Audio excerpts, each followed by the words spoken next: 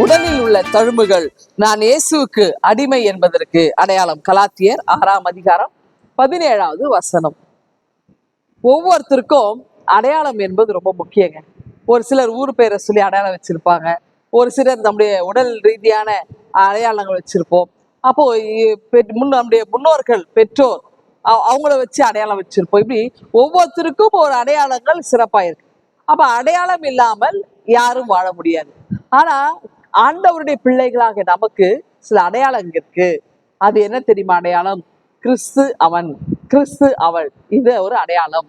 அப்படி என்றால் இயேசுவை நாம் அடையாளமாக தரித்திருக்கிறோம்.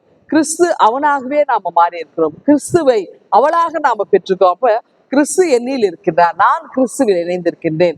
அப்போ அந்த ஒரு உறவை ஆண்டவர் கொடுத்திருக்கின்றார். அப்படி என்றால் இந்த கிறிஸ்து அவனாக மாற்றப்படும் பொழுது, கிறிஸ்தவனாக உண்மை கிறிஸ்தவராக நாம் வரும் பொழுது உண்மையிலேயே நம்ம ஆண்டவருடைய பிள்ளைகளாக இருக்கின்றோம் என்பதற்கு ஒரு அடையாளம். அவருடைய அச்சு அடையாளங்களை நாம் சரீரத்திலே பெற்று இருக்கின்றோம்.